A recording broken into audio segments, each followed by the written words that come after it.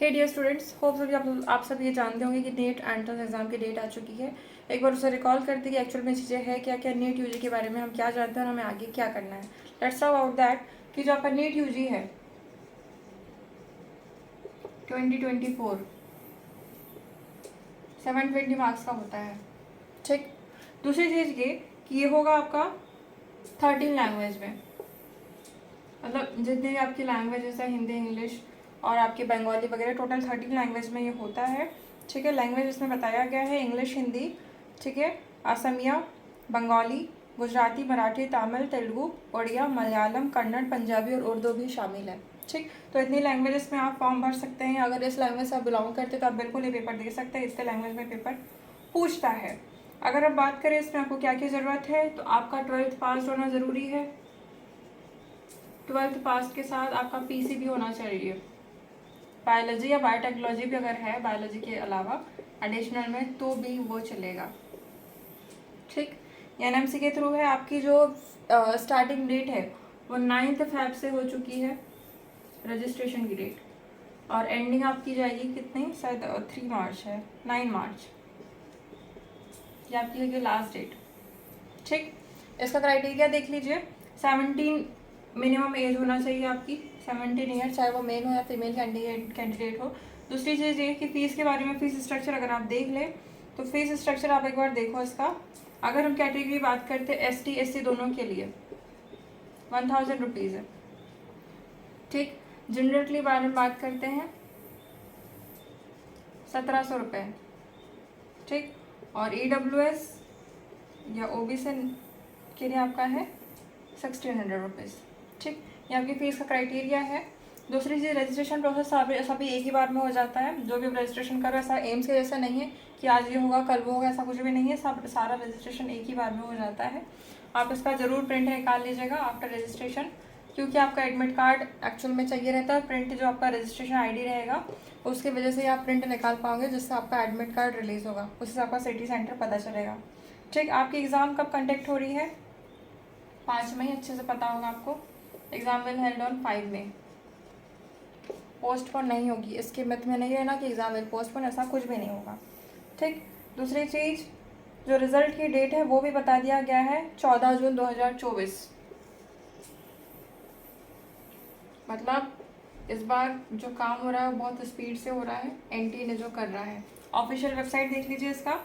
Official website है आपका neet.nta.nic.in।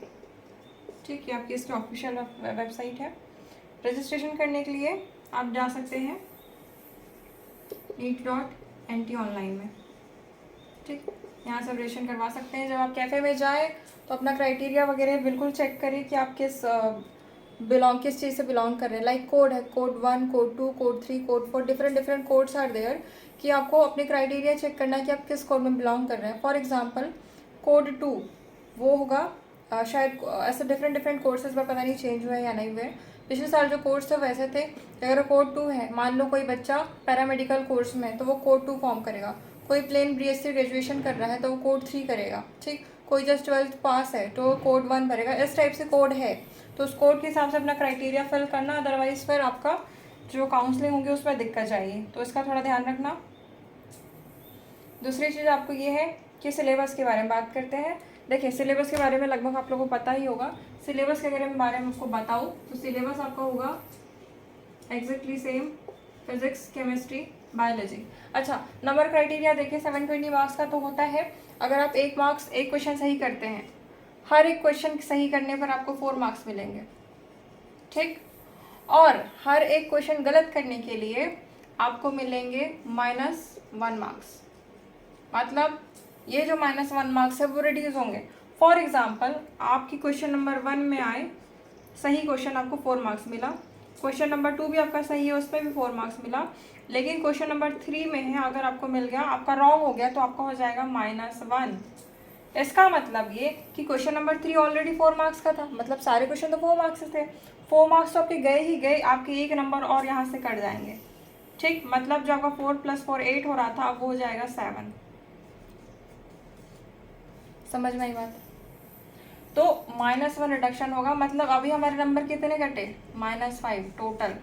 3 number का जो क्वेश्चन था उसके 4 मार्क्स ऑलरेडी गए, और -1 और रिड्यूस कर दो वहाँ से, तो टोटल हमारे कितने जाएंगे, 5 नंबर। इस वजह से नेगेटिव मार्किंग काफ़ी हाई है। नेगेटिव मार्किंग पूरे पेपर को रिड्यूस कर सकती है, पूरे पेपर के नंबर्स को।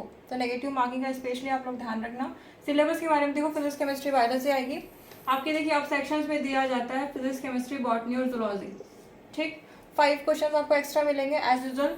आपके फिजिक्स में भी, केमिस्ट्री में भी, बायोलॉजी में और जूलॉजी में। आप 5 क्वेश्चन आपके ऑप्शनल रहते हैं। 10 क्वेश्चन रहेंगे, 10 क्वेश्चन में आपको 5 ही क्वेश्चन करना रहेगा बी सेक्शन में, ठीक। फिजिक्स केमिस्ट्री सब कुछ एनसीईआरटी बेस्ड रहेगा, याद रखना,